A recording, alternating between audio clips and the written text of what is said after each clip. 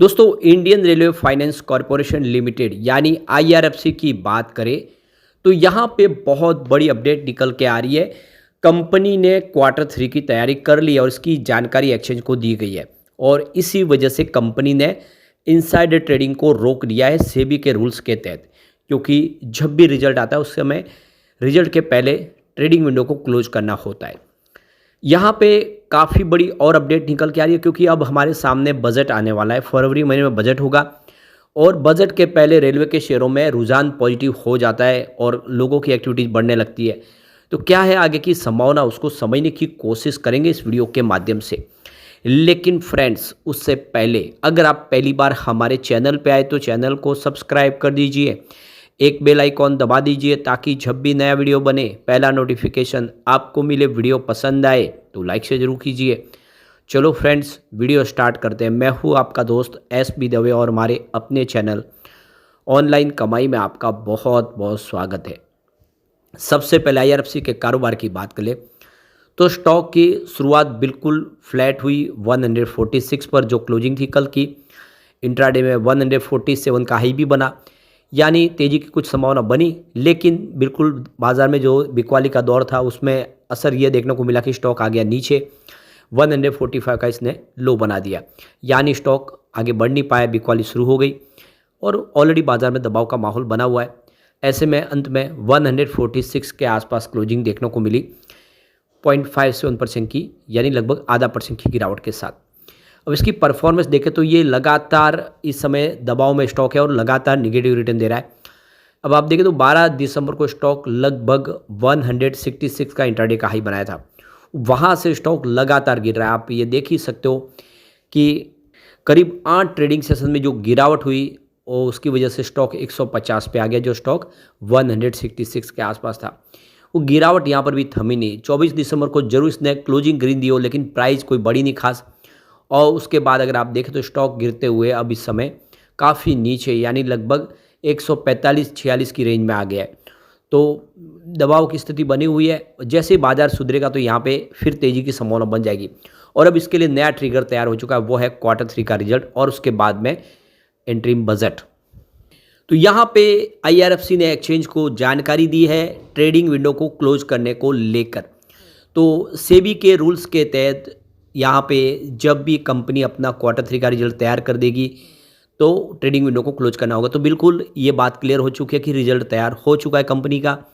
तो यहाँ पे कंपनी का कहना है कि 1 जनवरी से ट्रेडिंग विंडो क्लोज हो जाएगी। ये इनसाइड ट्रेडिंग के लिए ट्रेडिंग विंडो क्लोज होगी और ये ट्रेडिंग विंडो तभी खुलेगी जब कंपनी अपना क्वार्टर 3 का रिजल्ट डिक्लेयर कर देगी। उसके 48 घंटे के बाद नॉर्मल ट्रेडिंग हो पाएगी। तब तक के लिए सभी जितने भी बोर्ड के मेंबर हैं सबके लिए ट्रेडिंग विंडो बिल्कुल क्लोज है। इसके अलावा जो कंपनी के एम्प्लॉयज है वो भी अब ट्रेडिंग नहीं कर पाएंगे, क्योंकि इनसाइड ट्रेडिंग का जो रूल्स है जिसके तहत एक बार रिजल्ट बन जाता है उसके बाद उनको पता होता है कि रिजल्ट के अंदर क्या है, उसके प्लस और माइनस पॉइंट पता होता है और उसका वो मिसयूज़ न करे। इसीलिए सेबी ने रूल्स बनाया है कि जब रिजल्ट बन जाता है उसके बाद में ट्रेडिंग विंडो को क्लोज कर दिया जाता है। अब वो ट्रेडिंग नहीं कर पाएंगे।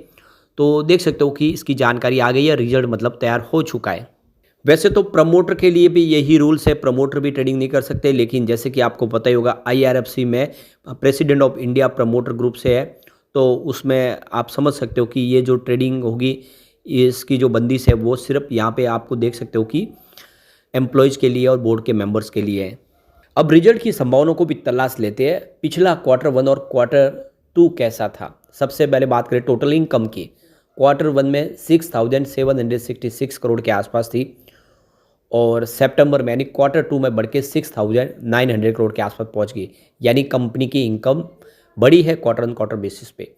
टीआई ग्रोथ 4.45% अप था जून क्वार्टर में, जो देख सकते हो कि सितंबर में 1.98% अप रहा।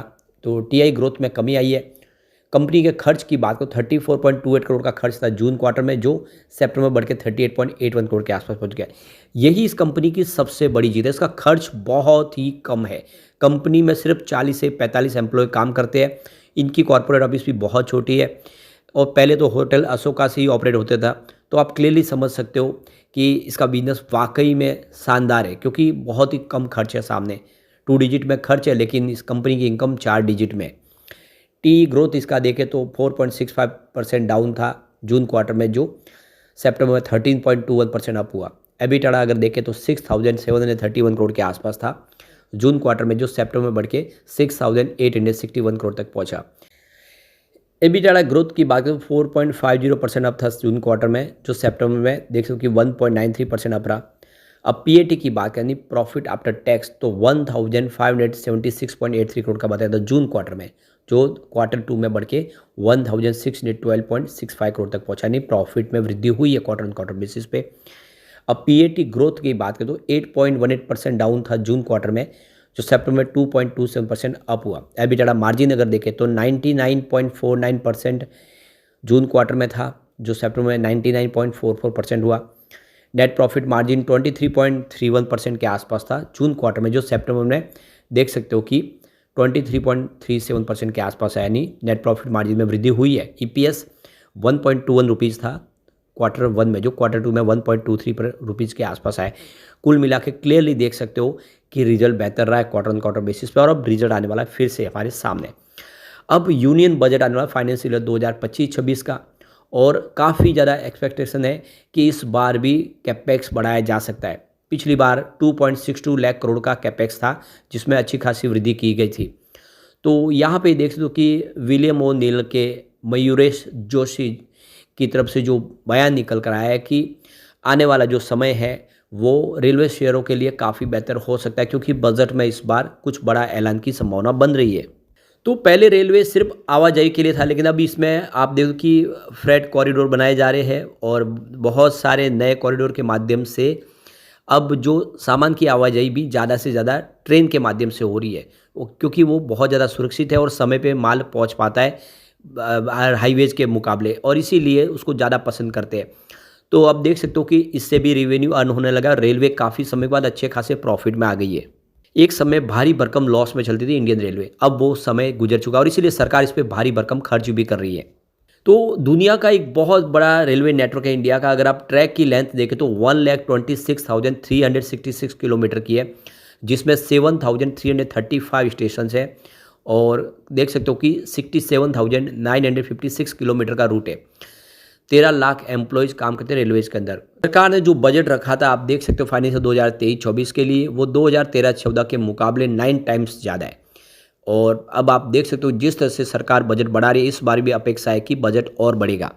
तो अगर बजट बढ़ता है तो आप समझ ही सकते हो कि इसका सीधा फायदा आईआरएफसी को होगा ही, क्योंकि आईआरएफसी रेलवे की इंफ्रा कंपनियों को फंड प्रोवाइड करने के लिए ही बनाई गई कंपनी है, और जितनी भी इंफ्रा कंपनियां काम करती है, जो उनको फंड है वो आईआरएफसी से मिलता है।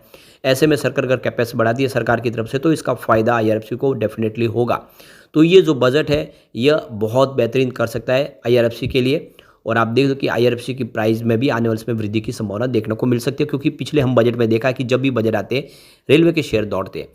और अब जैसे कि करेक्शन भी बहुत ज़्यादा हो चुका है, 229 का इसने हाई बनाया था, वहाँ से करेक्ट होके 145 के आसपास आया है, तो अब संभावना काफ़ी ज़्यादा बड़ी है। यहाँ पे देख दो कि ये एक बड़ी मजबूत कंपनी है। मार्केट कैप के लिहाज से 1,92,499 करोड़ का इसका मार्केट कैप है, और BSE 200 की श्रेणी में ये कंपनी आती है।